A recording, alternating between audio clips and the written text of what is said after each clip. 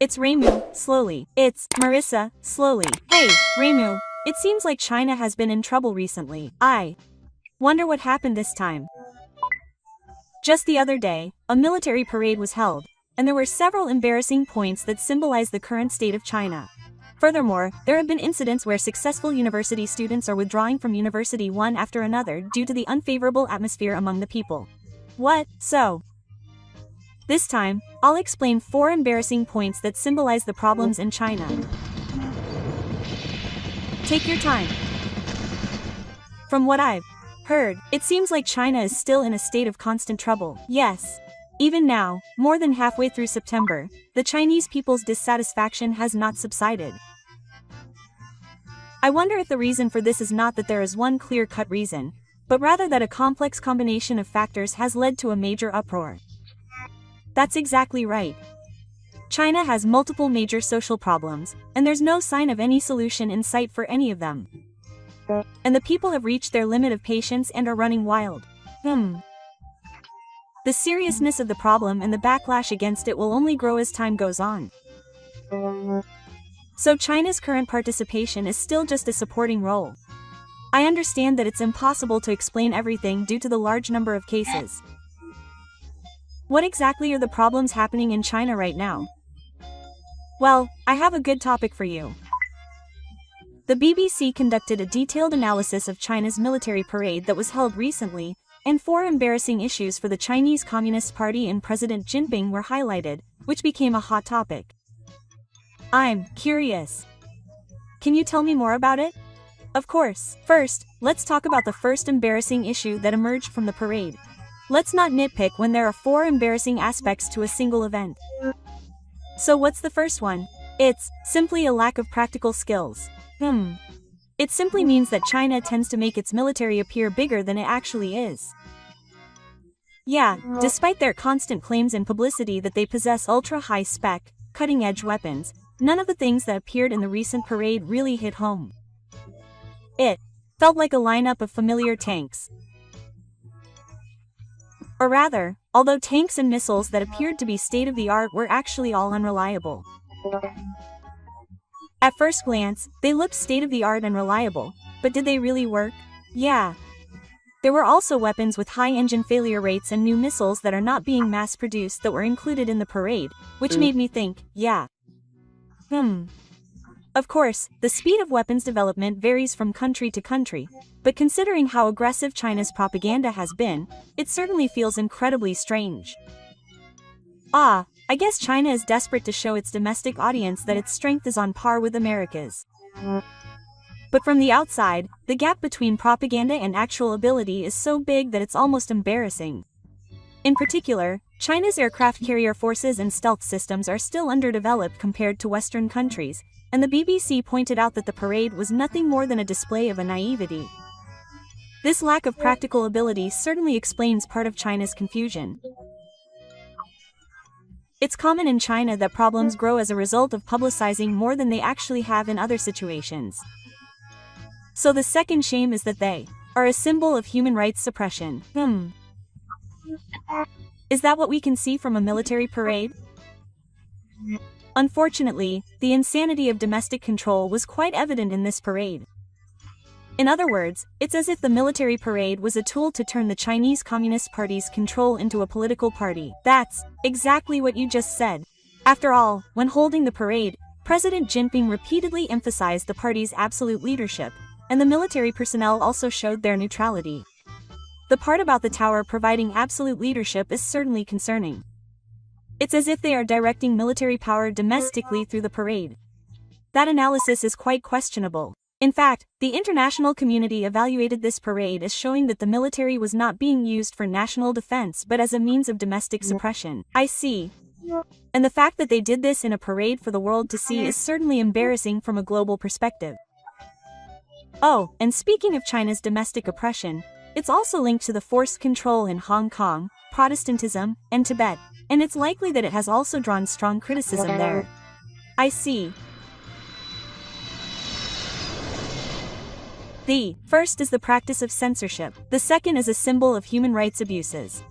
So what's the third shame? International isolation. I kind of get that. So the point is that no one from around the world came to the parade. That's right. Since the Cold War, military parades have been a place for China to invite allies to show solidarity.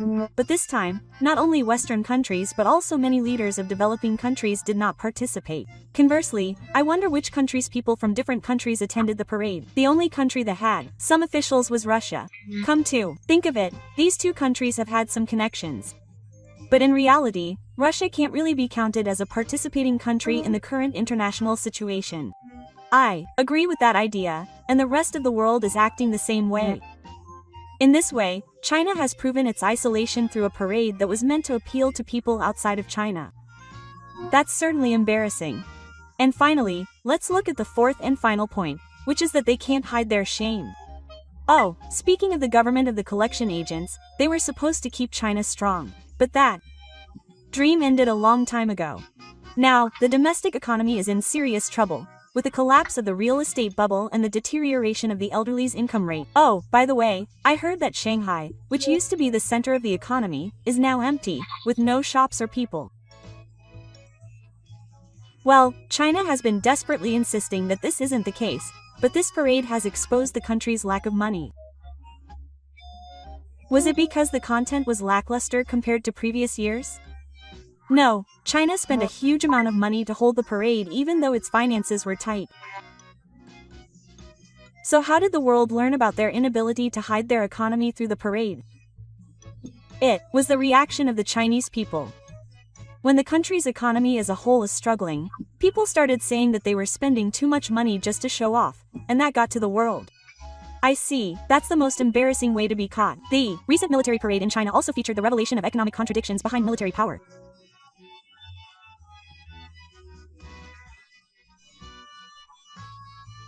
The military parade was a symbol of China's lack of military power, human rights abuses, international isolation, and economic contradictions. The government of the military tried to show its strength, but instead ended up exposing China's weaknesses and limitations to the world. In summary, this military parade highlighted the two-sided nature of China's outward strength and underlying fragility. The four embarrassments you explained earlier.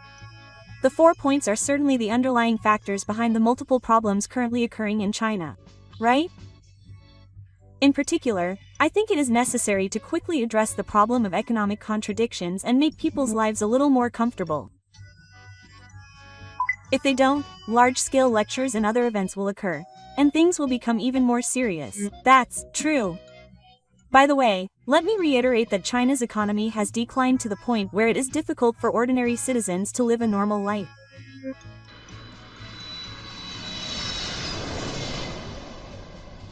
There's no end to the topics of serious deflation and the successive closures of brick-and-mortar stores, but recently, tuition fees have been a big topic of conversation in China. In other words, does that mean that there's such a shortage of money in China that even schools are having to raise tuition fees to the point where there's a commotion?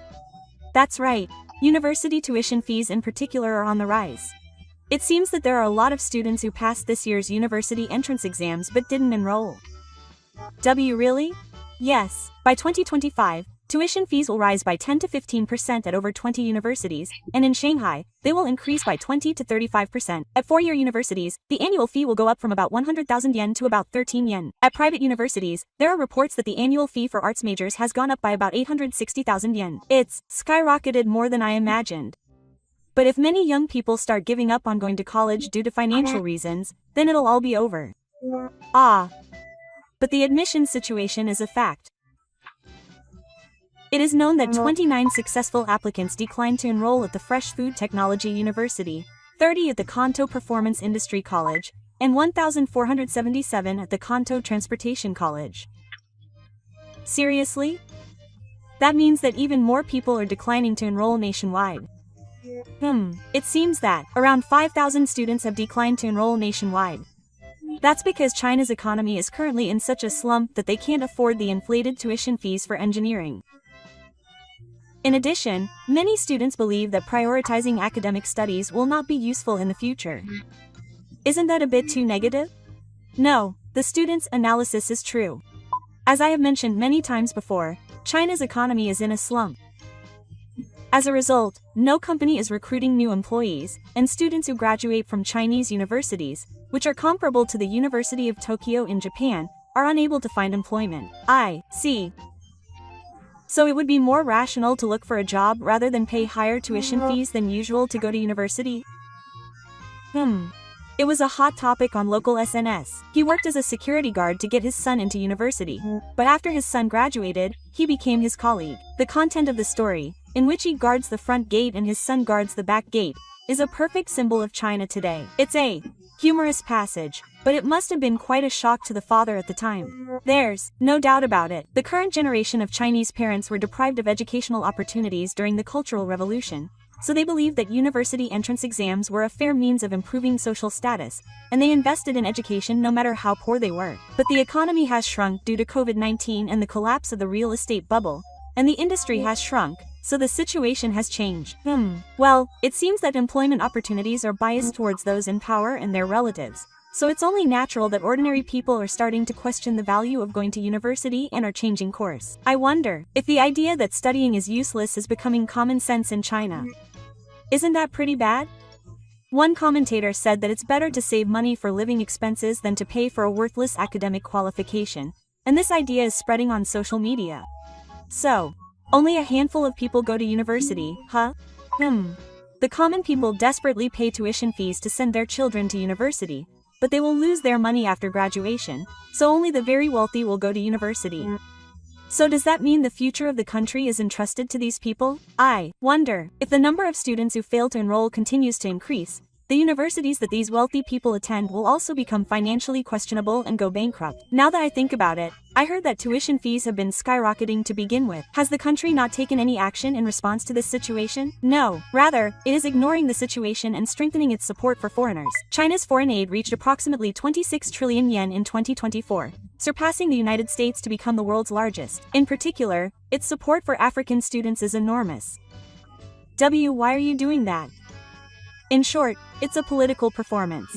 Is China even worse than we think? It's really bad. In addition to the contradictions of the parade's ineffective leader, symbolizing human rights oppression, international isolation, and economic collapse that emerged from the parade as explained at the beginning, the current situation in China is characterized by contradictions between foreign and domestic educators, and the resulting collapse of the education industry chain. We can't take our eyes off China's future in many ways. That's all for the explanation. Was it easy to understand? So, if you enjoyed this video, please subscribe to the channel. Come back again and relax.